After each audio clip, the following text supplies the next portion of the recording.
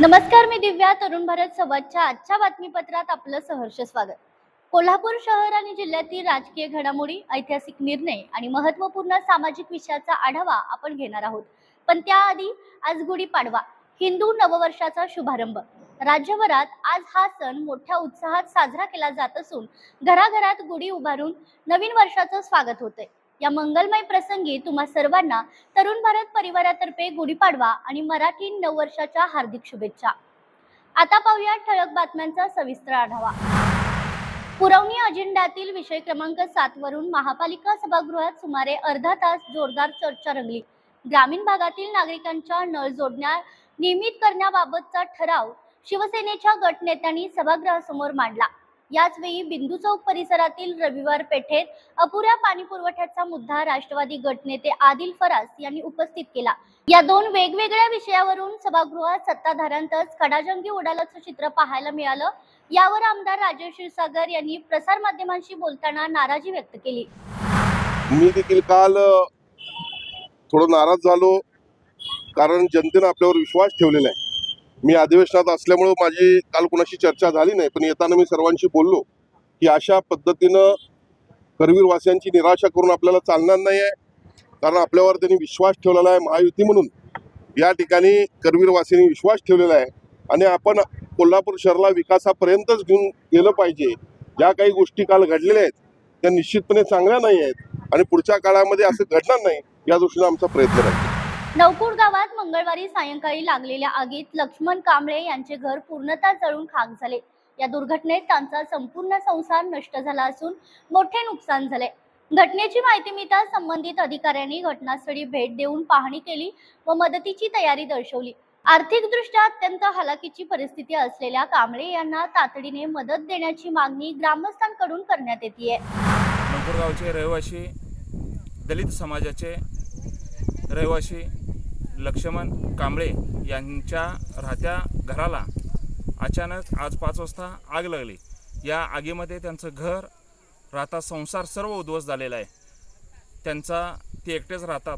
त्यांच्या पश्चात बायको, मुले असा कोणताही परिवार नाही. ते स्वतः एकटे राहून त्यांचा उदरनिर्वाह करत होते. त्यांच्या घराला आग लागल्यामुळे त्यांच्या घरातील सर्व साहित्य, धान्य जळून खाक झालेलं आहे. या माध्यमातून आपणास विनंती करत आहे की गडिंग्लज तालुक्याचे सर्व अधिकारी वर्ग, त्याचसोबत राजकीय मंडळी, समाजसेवक यांनी याकडे लक्ष देऊन मदत करावी अशी नवपूर गावचा सरपंच या नात्याने आपणास सर्वांना विनंती. शिरोळ तालुक्यातील पंचगंगा नदी गंभीर प्रदूषणाच्या विळख्यात सापडली असून नदीत मोठ्या प्रमाणात मासे मृत अवस्थेत आढळल्याने खळबळ उडाली आहे. या घटनेमुळे नागरिकांमध्ये संतापाची लाट उसळली असून प्रदूषण नियंत्रण मंडळ आणि प्रशासनाच्या निष्काळजीपणावर तीव्र नाराजी व्यक्त केली जाते. अधिकाऱ्यांनी घटनास्थळी भेट देऊन पाण्याचे नमुने तपासणीसाठी घेतले असले तरी ठोस कारवाईची मागणी नागरिकांकडून करण्यात येते. दूषित पाण्यामुळे आरोग्याला धोका निर्माण झाला असून तात्काळ उपाययोजना न झाल्यास आंदोलनाचा इशारा देण्यात आलाय. मंगळवारी रात्री नांगनूरसह परिसरातील शेतपिकांचे गारपिटीसह झालेल्या अवकाळी पावसाने मोठे नुकसान झाले. शासनाने नुकसानीची पाहणी करून पंचनामा करावा व ठोस आर्थिक मदत द्यावी अशी नुकसानग्रस्त शेतकऱ्यांची मागणी आहे.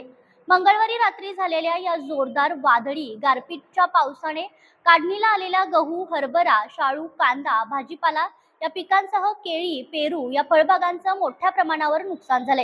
हिरव्या वैरणीचं सुद्धा खूप नुकसान झाले.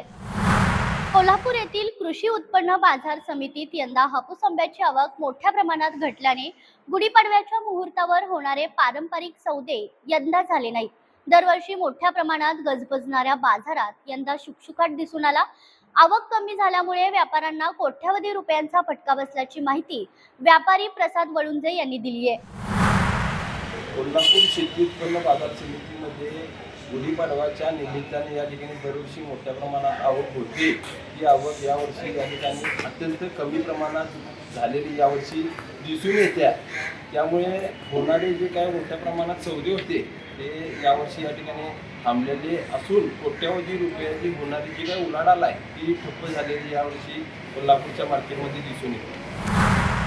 गुढीपाडवा आणि हिंदू नववर्षाच्या पार्श्वभूमीवर श्री अंबाबाई मंदिरात भाविकांची मोठ्या प्रमाणात गर्दी पाहायला मिळाली. पहाटेपासूनच दर्शनासाठी लांबच लांब रांगा लागल्या असून आई अंबाबाईच्या दर्शनासाठी भाविकांची उत्सुकता शिगेला पोहोचली। नवीन वर्षाची सुरुवात देवीच्या दर्शनाने व्हावी या श्रद्धेने कोल्हापूरसह राज्यभरातून भाविक येथे दाखल झाले। मंदिर परिसरात भक्तिमय वातावरण निर्माण झाले असून जयघोष आणि घंटानादाने संपूर्ण परिसर दुमदुमून गेला।